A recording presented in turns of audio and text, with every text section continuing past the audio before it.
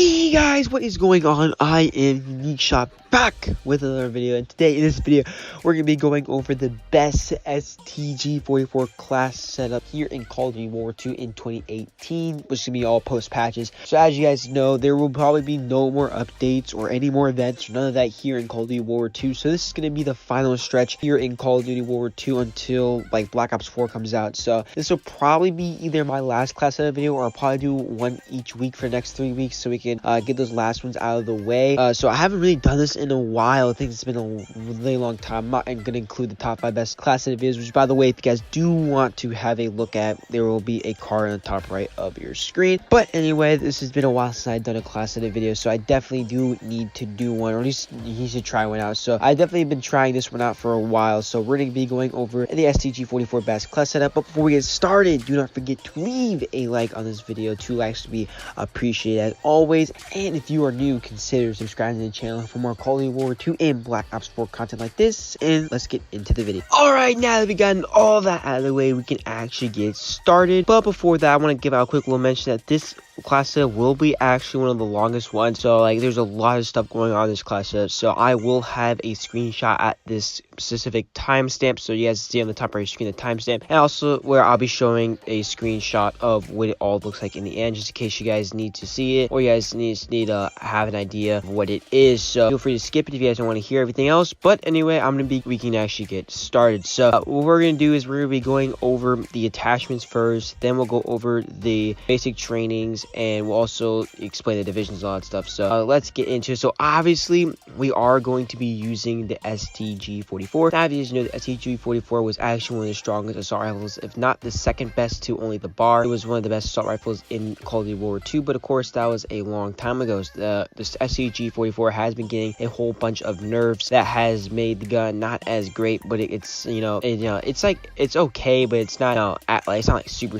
great like it once was. Kind of like the FG42, but not as severe. So now I'm gonna be making a class that will kind of highlight the weaknesses of the STG44 and will kind of make it decent again. So this class still does melt. It's a personal one I use. So onto the attachments is we're going to be using the rapid fire, the grip, the advanced rifling, and the reflex sight. Now the reason why we're going to be going with the rapid fire and the grip is just because rapid fire and grip kind of have to go together. Like when you use one, you kind of have to use the other. So when you're using rapid fire, you always kind of have to use grip. So grip just keeps it steady, and rapid fire just makes it spit more bullets. And the second, when I mentioned advanced rifling, I decided to go with that one just because the STG44 is actually one of the lowest ranged weapons in the assault rifle category here in World War II. I think it's like second to I think the Bolts can get there. It just has really low range. So having advanced rifling will definitely up a little bit. I think that's the reason why they did nerf the range a while back. So the range is not as good as it once was, which is the reason why it's not as effective. Now coming into the last attachments, which we'll be using the infantry division, is going to be the reflex sight. Now originally I did have high caliber, but there is actually an interesting thing I noticed about the STG. I noticed that the fact that there's actually a high muzzle flash with the STG. There's a lot of muzzle flash, making the iron sight very hard to use. I also found it just very hard to use the iron sight in general, so I decided to go with the reflex sight. However, if you do not like using the reflex sight, I recommend you guys go with high caliber. Just high caliber is really important. I use it on almost all assault rifles, so reflex sight is definitely important. Of course, you guys can change your reticles as you want to. I definitely always change my reticles just because the default one is not that great. But overall, these are all the attachments. I hope you guys can understand what my point of view is, how I'm going to attack these attachments, and let's get into the basic trainings. Alright, now on to the basic trainings. The basic trainings we'll be using today are going to be the specialist basic training. Now if you guys do not know what this is, a specialist basic training allows you to unlock all the specialists or all the useful specialists in the game. So when you get a certain amount of kill streaks, it's kind of like back to the Modern Warfare 3 with the specialists. They give you like specialist perks, so you basically get a whole bunch of perks